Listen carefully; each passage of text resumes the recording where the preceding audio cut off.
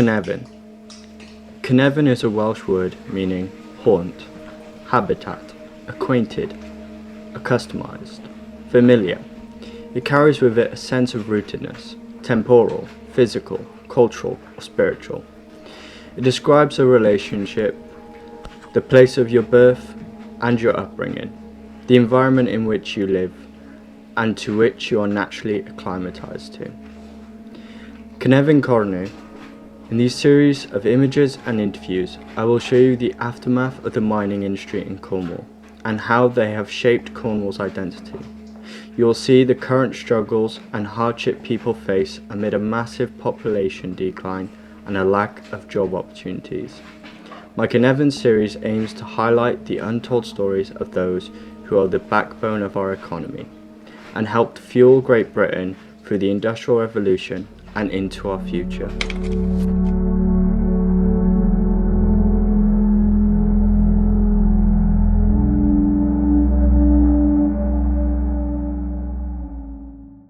So we'll start off, shall we, around 1947. Yes. Now 1947, you would have saw the final demise then of East Pole, Wheel Agar.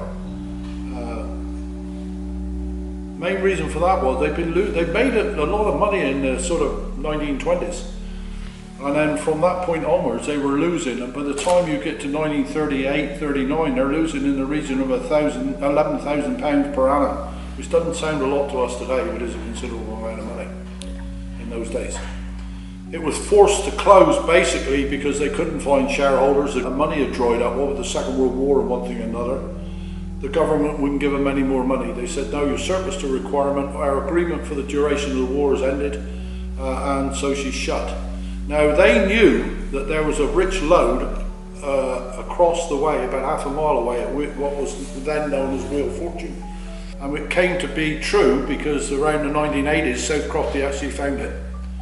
So had they been given the money in 1947 or 1945 to drive a tunnel across to where they thought or knew it was, then maybe that mine would not have shut at that point in time. South Crofty, basically open for since 1500 and something, has had a few times of closure, but they've kind of rode it through. And funny enough, although they closed in 1998, they're now trying to reopen her. And to do that, you've got all the modern laws and regulations, Environment Agency and all that sort of stuff. So it's quite a big job. And they're invested probably time they finish, well over £100 million will be to open her up again, which we fingers crossed is going to happen. In my time, when I first left school, we had other mines became operational, and that was Wheel Jane, Mount Wellington. Later on, we had Concord, Wheel Concord. So yes, we had these mines open and shut, but they got to be viable, and that's the problem. As for underground, I worked for a fabrication company that used to get a lot of work in and around South Crofty mine. But in 1975, we were given the contract to put a big crusher down on 360 level. Now what that involved was the miners dug out a hole, and probably that hole was, I would say about the size of this room, and probably the height maybe a bit higher than this. And within that hole we had to put concrete foundations in, and so all the rebar went in and all that sort of stuff. And then fabricate underground and put in a crane. And then down the shaft came in pieces this big crusher. Now modern mining techniques have changed from the likes of when this operated here. Because in those days your wagons would be filled up with ore, generally manually, pushed to station and then hauled to grass, that's the surface. In latter day mining days, you would have what they call ore passes, and over the top of the ore pass would be what they call a grizzly. Now a grizzly is basically a sieve. It's big, heavy railway track set a distance apart, and you would load your wagons, and by now they were hauled in the 70s, hauled by electric locos, certainly on my level on 360. And they might have 10 or 12 wagons behind them, and then you would tip them onto the grizzly, where a man would be raking it through, because it's a kind of a sieve, and any big stones he would then have to smash up with a hammer to get them through, to go down. And they would rattle down the ore passes, and they would possibly go through another crusher, because obviously they don't want too big a rock going in there, because that can jam the crusher up, and crush it down to a handleable size, which would then be poured into, put into the big skips, probably 8-10 ton skips that hold it to the surface. So you can see how things have changed in that fashion. As far as drilling is concerned, you probably saw on the wall here that we've obviously had to drill a hole over the history of the mines. If you went back to the 1800s, go back in time to 1689, they would have used the likes of quicklime, or another one was fire setting. Now what they did with fire setting is you build a fire against the wall, you light it, and obviously that's going to burn up the oxygen, so you're going to get out of it, aren't you? And that would heat the rock up, and as it cools, it would crack. And then you could go in with your wedges and crack these, break out and your pick and break out chunks of rock. Later on, you would drill, they came up with quicklime. Now with quicklime, you drill a hole and you pour the quicklime into the hole and then cover it with a little bit of clay. And then by pouring water on before you put the clay on, that again heats up and it cracks the rock so you can break it up. So we've got to get to 1689 before Thomas actually comes up with black powder, gunpowder. Still got to drill a hole, so it's all done by hand. And fuses for those would have been duck quills and goose quills. So you've got to get to 1834 before you start to see the safety fuses with the likes of Bickford Smith. His factory's in Tucker Mill, just down the road from here. And then of course 1860 you get into dynamite with no bell. Still drill a hole, but now you've got the safety fuses. And then obviously in later times you end up with electronic debts, you know, you see them push the handle, don't you? And then the means of explosion changes to the likes of ANFO. Now that's ammonium nitrate and fuel oil. Again, a very, very intense explosion with that stuff. In fact, one of the biggest explosions on land was a ship that blew up in Halifax in Canada, and I think the blast radius was over a mile. So it gives you an idea of the power of ANFO. And my mate, Glenn, he was one of the first ones to use it in South Crofty Mine because they didn't have to buy the dynamite. They was given the ANFO for free to test it. So that gives you a bit of an idea of the modern thing. Mining techniques. Obviously you would sink your shaft and you would drive your tunnels. You would put in what they call crosscuts. Now the idea of a crosscut is it's 90 degrees to your main drives, and by putting a crosscut in, you're looking for the various loads. Once you find your load, you would start stoping. So that's where you start going up from one level to another, and you would take out the ore that's within that. And that's sort of stoping. So that's one of the means. Underneath these stopes you would put in a tunnel first, across one, and then you would work above that, and below that are your cousin jack chutes, and that's where your tramming lines would come along and you stop under them, knock the boards up, and the dirt would fall down into the wagon, knock the board down to stop the flow. So you would be able to load your wagons from those cousin jack chutes. And that's basically a little bit about how they done the mining. Cynefin obviously is not only just about mining, but the community for the towns as well. So, you know, can you tell me what it was like for you personally, you know, growing up? Yeah. What people don't kind of understand is within a mine you might have 300 employees or 400 employees, but outside of the mine are the suppliers. So they're reliant on that mine to stay open, because they're supplying everything from a shovel, even a brush and a broom or whatever to sweep the offices out, do you know what I mean? And people to do those jobs on the surface and underground, so it's not all about underground. So you might have 300 or 400 employed in the mine, and around that 300 or 400 in the local villages and whatever, you could have in the region of another 1,000 that are directly employed in supply. Community, yes, you're right. My cousin was underground working, he was a miner. So yeah, families, quite a lot of them. So a very, very communal thing, and that's why I think when South Crofty finally shut, you saw shops shut down, you saw the local community become very, very poor. You see wages underground were very, very good, so they earned serious money. compared with working on the surface. And with that loss of finance, obviously they couldn't spend like they used to. The pubs suffered, the shops suffered, and loads shut down. So yeah, very, very communal thing. And obviously in the small villages in those days, everyone knew one another, and probably might even give one another a lift to work, So that's a little bit about that size.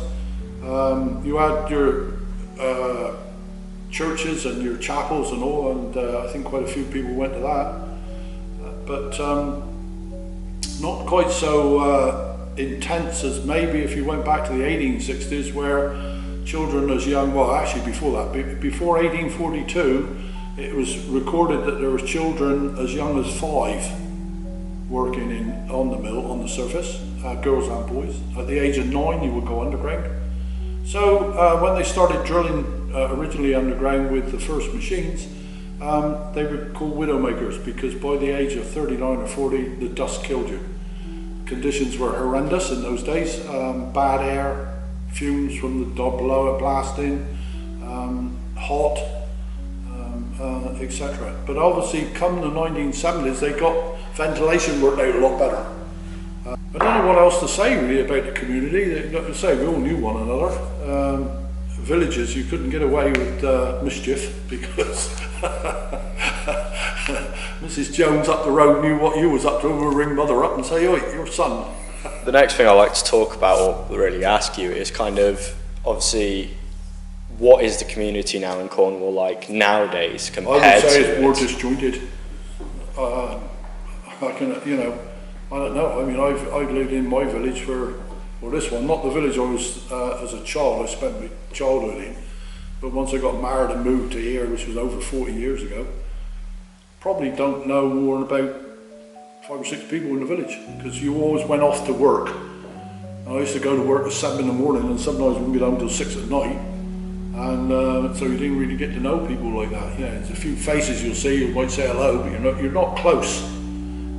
When I was in the village, which was Stillians, as a child, everyone knew you, especially because I did the paper round, I knew everybody else. But I think that's changed to a degree. I might be wrong on that, that's just a personal look at it. Churches and chapels aren't used to the degree that they were, and that was a big communal thing back in the day, wasn't it? When we were kids, we had things we could get up to and do without causing any harm. But now they built on all the fields, they built on what the play, everything. There's nothing for them to do. And again, they stay indoors, don't they? Their social life is their phone. Our social life was, the minute you can, you get out, you meet your mates and you're off. You're up the woods, you're building camps, you're doing... And so there was that interaction that I don't think. And similarly as well, the pubs. You go in a pub today, they're nothing like they would have been. We used to leave Crofty on after, we'd go down 6 in the morning, we'd be up 2:30, 2:45, we'd go down the pub, have a few beers, and then you'd head home. Obviously never had drinking and driving in those days, but, and it was a big social place. You go out in the night and you meet these people, you had your favourite pubs, but you see how many pubs are shut down now, and I think that's a big loss. Yeah, I mean, would you agree with me in saying that, because of the mines closing, it really has impacted, the sense of community and those mining towns in Cornwall? Yeah, without a doubt. And when you've got 200 mines working in Cornwall, and people flowing from one to another, they're going to have a bigger scale, although they weren't, obviously transport would have been a problem back in the 1800s, but there's a bigger local community connection, shall we put it that way. In more modern times, in the 70s, we all had motorbikes and cars, and people could get, so if you lived in Redruth, you may not necessarily work South Crofty, you might have drove the 10 mile to Wheel Chain, or you might have drove the 15 mile down to Geever.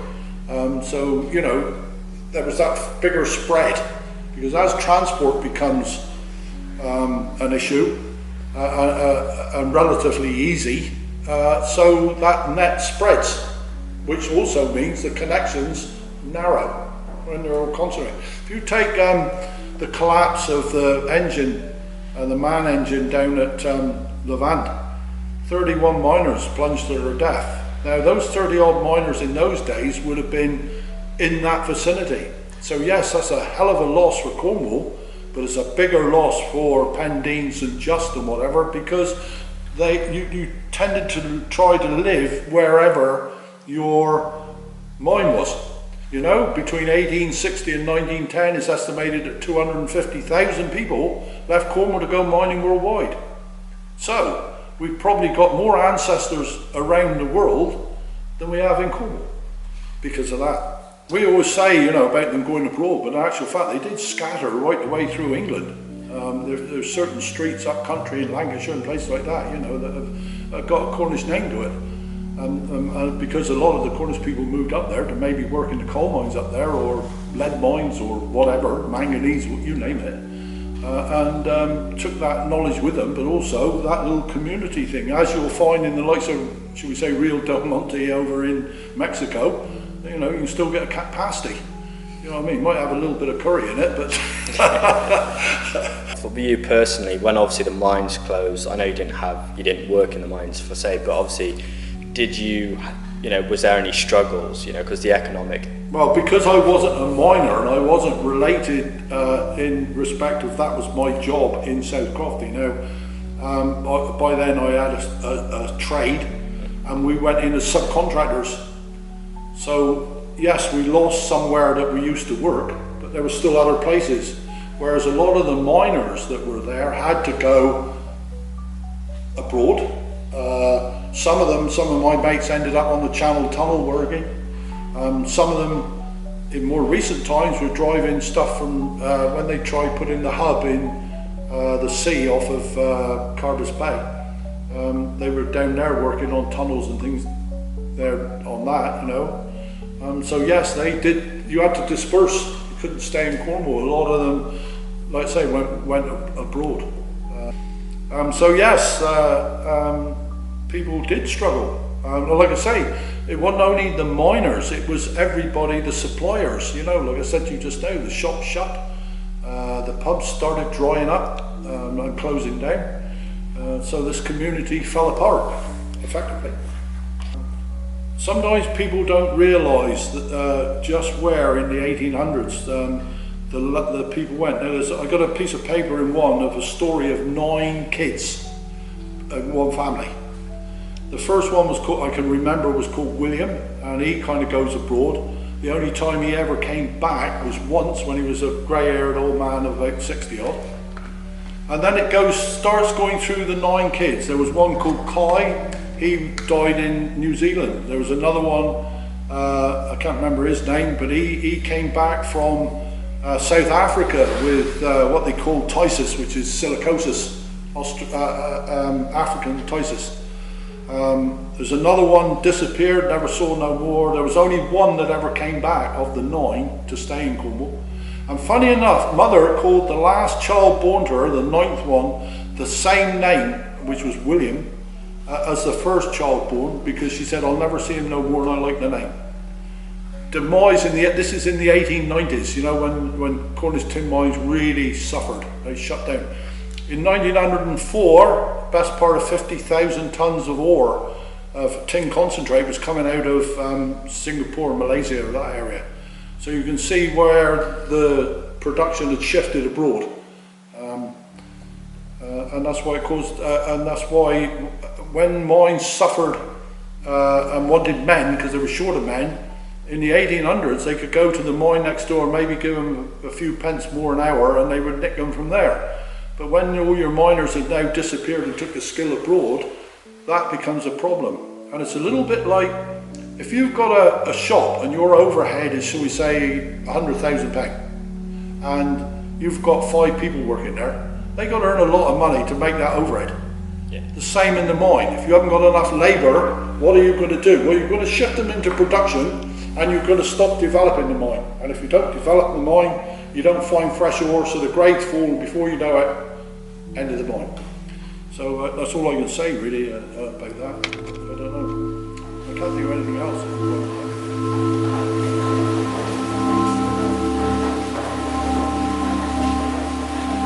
My name is Idris Wills, and I am an undergraduate resource and exploration geology student. I have always had a passion for rocks and any sort of natural sciences. My parents got me books as kids, and I've always enjoyed going out for walks, but when on the walks, it's not simply the act of being on the walk, it's trying to understand all the features that I see around me, be it the streams, the wildlife. And the more I got into this sort of scientific kind of process in my head as a kid, it became more and more apparent that almost every single feature is underlined at its core by geology. It has defined the human race, it's defined cultures, and the distribution of people's wealth, inequalities, almost everything somehow I think could be underpinned to geology to some extent. And exploration geologists, they're the first basis of the geology process and the mining process, where they go out, try and attempt to find mineralizing bodies, and they're trying to determine how much there is, how big it is, because ultimately in the mining process is you can find stuff quite easily, but can you find stuff of economical extraction? And that's where we come in to determine how big it is, how good it is. Generally, how good it is our whole premise of our degree. Is it good? And ultimately, as a geologist, it is detective work, is you're using a variety of sources when ultimately the solution is not known and you're meant to come to this solution. And ultimately I'm here at the Camborne School of Mines, part of Exeter, and it's the only mining school left in Britain, and it's probably the only one which offers as much applied geology courses. It's very famous for its mining engineering, almost the only place in the entire UK that can do it. Because it's a dying breed, it's a dying degree, no one wants to do mining anymore. So you mentioned, how it's a dying industry. Yes. Right? What would you say the future is going to be like? Do you think it's bright or? Well, when I say it's a dying industry, it's not dying in the sense that many people think it would. It's simply having less interest. There's always going to be a need for natural resources. There's always people always going to need stuff, especially in this very consumerist age. People want new phones, people want new bridges and everything, and ultimately you need natural resources. We're not going to find some sort of resource which is infinitely replenishable, that builds everything that we want. So we need to extract resources to some extent. But people, and especially young people nowadays, they're becoming less and less interested in these things because it's very, very undersold as a degree, undersold as a career, but it is necessary. What mining resources are there in Cornwall? What rocks are there? Of course. So Cornwall is dominated by two rock types, and that is the granite, which often creates the hills.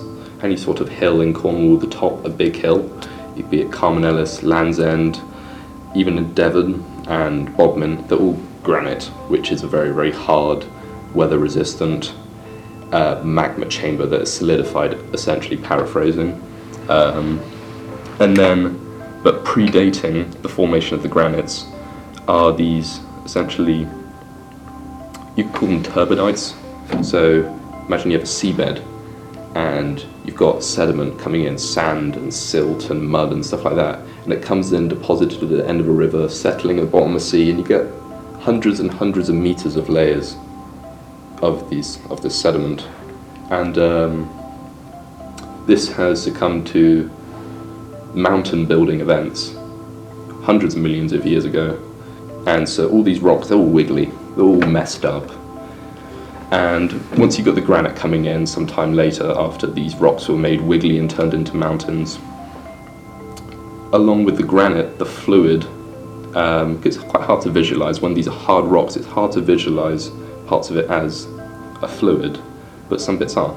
And these fluids, they go through the cracks in the rocks that are created with these mountains, faults, fractures, that sort of thing. And these fluids are often enriched in economic minerals, and the ones you primarily get here in Cornwall are tin, in the primary ore of cassiterite. That is the predominant, that's what Cornwall's famous for, that's what's created the Cornish flag. The black represents the tin. Copper to a quite a large extent, which is, you mostly find it in a goldy kind of hue ore called chalcopyrite. And then to a lesser extent you've got wolframite, which is tungsten. You've got lithium, which is a weathering product of granites. You've got minor amounts of uranium, lead, zinc, arsenic, and very, very, very minor rare earth elements, but that's, yeah, very, very isolated. So you say, you know, there's an abundance of tin, and obviously Cornwall has been mining tin for 4,000 years until sadly closed down. So would you say that there's definitely, if the mining industry came back into Cornwall in full force, there would be enough jobs, you know, enough opportunity and enough tin in the ground for them? Not to the same extent as it was prior. They were very, very efficient at extracting the tin in whatever way they could. Lots of mining operations now that are kind of open pit, you build a big hole, you know, because that's the most economic way. But Cornish way, it's very, very isolated. They read the rocks in ways that we can barely understand nowadays. We're trying to piece it together, that's what I do. But they had knowledge thousands of years in the future, back in the prehistoric age when they first started mining it. And the tin in Cornwall is going to be primarily found really, really deep now. Deeper than they physically could ever go. We've got technology which allows us to go ever deeper, but also there was a cut-off grade at tin. There's a point at which a rock you're mining, the amount of tin in it becomes uneconomical to blast it, to extract it, to take it out, to process it, to grind it down, to turn it into tin ore. There's a cut-off limit. And as the price of tin has increased throughout time, and especially tin prices have massively boomed because lead, mainly used in soldering for electronic pieces, has become banned. Lead solder's banned. So now you have to use tin for it. And any sort of electrical component, you're going to require solder between the electrical components. So tin has exploded in price, which has allowed for operations in Cornwall to start rethinking about mining tin. The only places that you're going to get grades high enough are South Crofty, which is opening in 2028, which is north of Cambrai in Camborne, and they're going to be mining almost exclusively tin. And then there's another operation out in East Cornwall, run by Cornwall Resources, which is also mining tungsten. So, I mean, you've lived in Cornwall for a little while, and obviously one thing that we were talking about before the interview was obviously, you know, how because there's no mining anymore, there's a massive decline in the community and all that stuff, and obviously economic issues. What's your thoughts on it? Have you like seen it firsthand? What's the decline due to mining? Yeah. Okay. Camborne and Redruth are your primary examples for that. Some of the poorest places in not only Cornwall but the entire UK, which have relied almost entirely on the mining operations in the area, and this codependency has ruined them. Same could be said for St Just near Land's End. I mean, it's awful. And I think that people are very, very, they really want the mines to open back up. I think Cornwall's, its transition into a tourist economy, minorly agricultural, is not sustainable. Ultimately, I think a lot of people don't find it exactly satisfying. Lots of service industry jobs. You know, there's only so far you can get with service industry. Working for other people, you need to create the resources yourself. Would you like to show me some rocks and talk about your rocks? So all these rocks I have obtained from across Cornwall in various mine sites. So I think this is a good example because I was at a place called Nan Giles mine this week, and this is, so it's about 20 minutes north of where we're recording this currently. And this is sphalerite.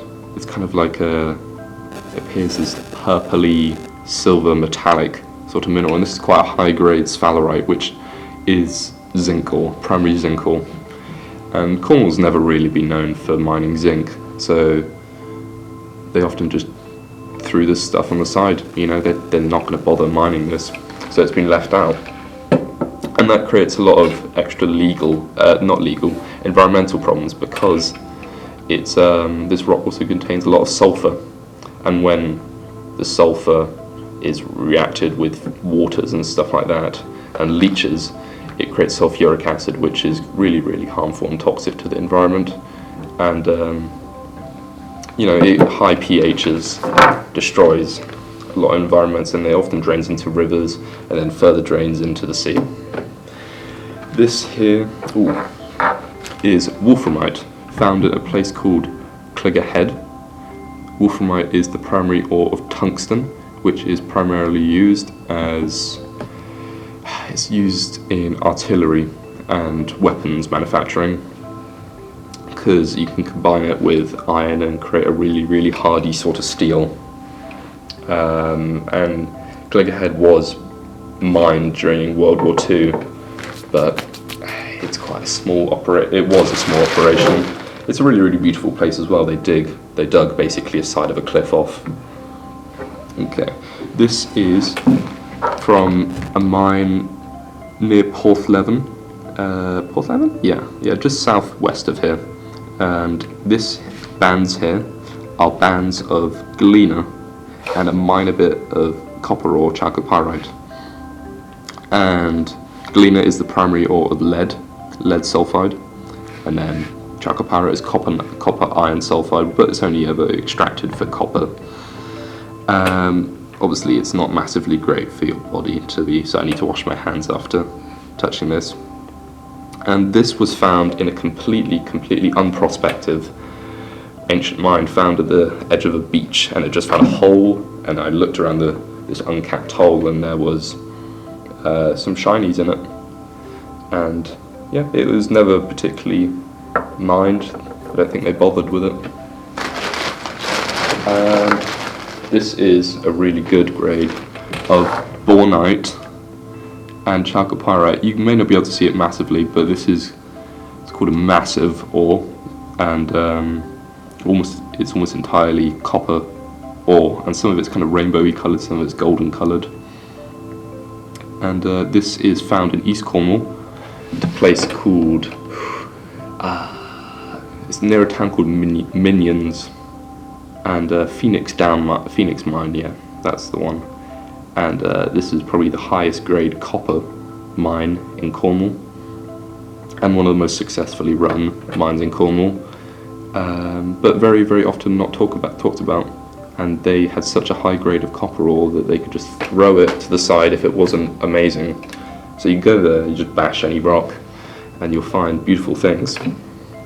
This one's looking a little bit rough, but this is my favourite mineral, fluorite, which is concentrations of a volatile called fluorine, and it comes in a range of colours, but what I've got here is one with a light blue and a purple, and it's found same places here, and it's really, really beautiful if you look at it closely.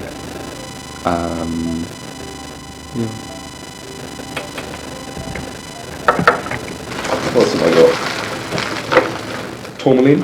This was found at Land's End. In the granite, well, more specifically Cape Cornwall, you get these long fibrous crystals that are associated with the volatile element boron, and you get, this is a pegmatite, which is kind of characterized by large crystals that have grown really, really slowly. And it's a beautiful, beautiful place there, and you get these massive crystals there. This is literally pure pyrite, not in a cubic shape, but this is very, very silvery, very metallic. It's never mined for anything, never processed. It's often a byproduct of these other things, because the world has much better grades of iron ore around other than pyrite, because when you have to extract any sort of sulfide like this is iron sulfide, you often get acidic. Water's coming with any sort of sulfur. This kind of green, light blue turquoise is secondary copper that is being altered by water, be it from kind of the water table or by, just rain. And so to the left here you've got pyrite, and then you've got this copper which is precipitated out on the side there. And I found this a couple of weeks ago, not too far from this one. And then you also get some beautiful kind of shaped quartz and stuff, but this is, you can find this stuff anywhere. But lots of tourists, they love their quartz and stuff, and you can sell it for quite a bit of money at touristy shops by the coastal towns. And then finally, not an ore mineral at all, but I think it's a good idea of how diverse the rocks are in Cornwall.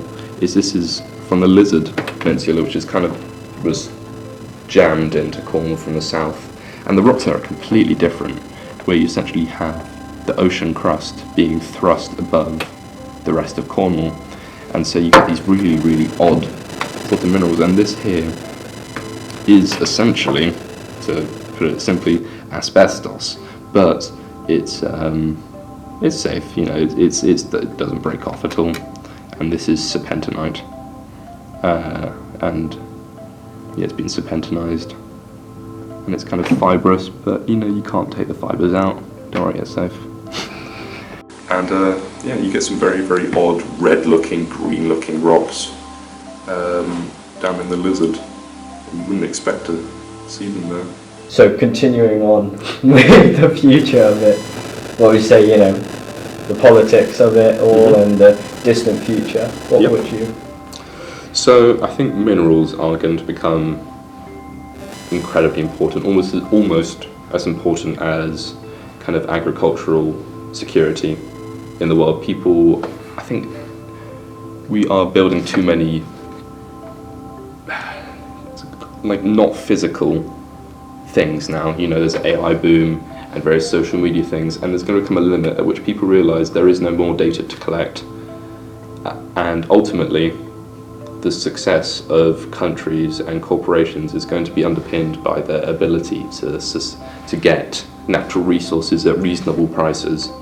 Because if you can't start making things, if Apple, or even if Facebook, they can't operate if Apple can't get the resources to build the phone, because then who's going to be looking at their app and stuff like that.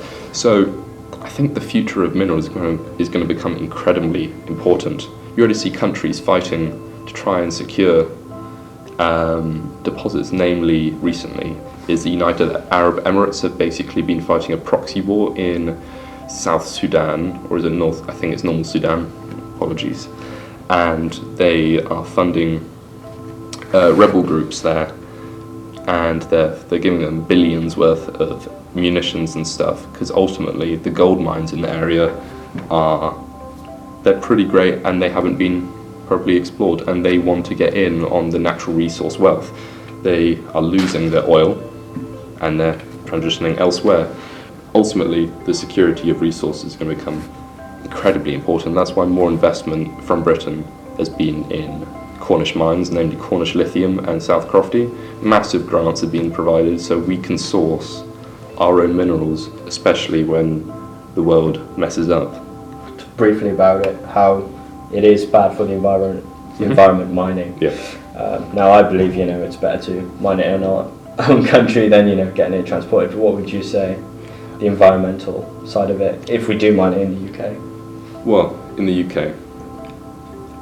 But I just want to first of all cover that it's a wide spectrum depending on where it is, because you can mine somewhere like Australia and the environmental impact can be very, very minor because it's so desolate, there is nothing there and there are no settlements nearby to some extent. But then you get the complete opposite of the spectrum where you've got nickel laterites and cobalt mining in the Congo. Any sort of rainforest one is awful, where you're just stripping the top bit of the soil as well. You're not even properly digging down it. And so that can lead to horrible environmental impacts. In the UK, there is incredible legislation when it comes to environmental protection. South Crofty will not impact the environment whatsoever, except for good. That being the one in Camborne. They are not mining any more on the surface. They're only mining further underground. They're putting the rock that they mine and they're just putting it back in the old tunnels. Any sort of ore they process, and the water which is coming out, which is often very dangerous and polluted and stuff, they're processing it and they're putting it in a river, and this is perfectly clean water. And this river has been polluted, the Red River has been polluted for hundreds of years, and now it's finally actually decent enough to swim in now. And across much of Britain is the amount of NIMBYs and stuff like that has meant that mining operations do have to be very, very discreet and well run. And that's a really great thing. You will get your quarries and stuff that you can see and stuff like that. But even quarries, they aim to try and hide them by building tree cover around and to keep the noise down as well. And I think the UK is doing a good job environmentally when it comes to mining. I don't think it's going to become a problem in the future because we've got the technology and the legislation to prevent it from ever escalating out of control. Brilliant. Thank you ever so much. Thank you.